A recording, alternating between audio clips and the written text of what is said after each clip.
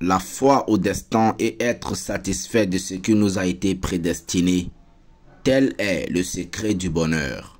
Assalamu alaikum wa rahmatullahi wa barakatuhu, frères et sœurs en Allah. Allah Azza wa Jalla nous dit dans Sourate Yunus, verset 107, « Et si Allah fait qu'un mal te touche, nul ne peut l'écarter en dehors de lui. Et s'il te veut un bien, nul ne peut repousser sa grâce. Il en gratifie qui il veut parmi ses serviteurs. Et c'est lui le pardonneur, le miséricordieux Dieu. » Le prophète sallallahu alayhi wa sallam nous dit dans un hadith rapporté par Muslim numéro 2653, Allah a écrit les destinées des créatures 50 000 ans avant de créer les cieux et la terre, et son trône était sur l'eau. Et le prophète sallallahu alayhi wa sallam nous dit dans un hadith rapporté par At-Tirmizi, sache que si la communauté se réunissait pour t'être utile, il ne te serait utile que par quelque chose qu'Allah aurait écrit en ta faveur. Et s'il se réunissait pour te nuire, il ne pourrait te nuire que par quelque chose qu'Allah aurait écrit à ton encontre. Les plumes sont levées et les feuilles secs. D'après Ibn Ad-Daylami, je me suis rendu auprès de Ubay ibn Ka'b radiyallahu anhu et je lui ai dit: il est venu quelque chose en moi concernant le destin. Informe-moi d'une chose afin qu'Allah fasse partir ceci de mon cœur.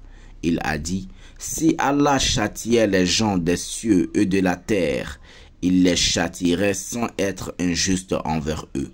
Et s'il leur faisait à tous miséricorde, sa miséricorde serait meilleure que leurs actes. Et si tu donnais dans le sentier d'Allah l'équivalent du mont Uhud en or, Allah ne l'accepterait pas de toi jusqu'à ce que tu crois au destin et que tu saches que ce qui t'a touché ne pouvait pas te manquer et que ce qui t'a manqué ne pouvait pas te toucher.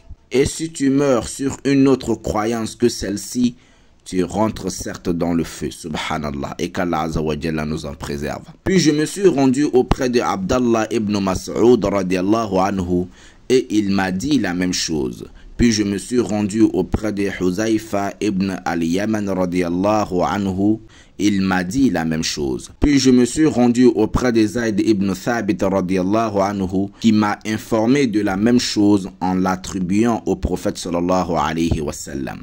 Rapporté par Abu Daoud, numéro 4699 et authentifié par Cheikh Al-Albani. Le prophète sallallahu alayhi wa sallam nous dit dans un hadith rapporté par Muslim, numéro 2999, étonnant est le cas du croyant.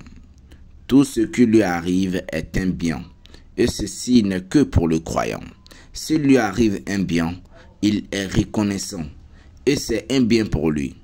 Et s'il lui arrive un mal, il patiente et c'est un bien pour lui. En espérant que ce rappel vous a été profitable, qu'Allah Azza wa Jalla nous aide à surmonter toutes les épreuves que nous allons recevoir dans ce bas monde et dans l'au-delà. Amin ya Rabbal Alamin. Qu'Allah Azza wa Jalla nous en préserve du feu de l'enfer. Qu'Allah Azza wa Jalla nous accorde le paradis. Amin ya Rabbal Alamin. Barakallahu fikum.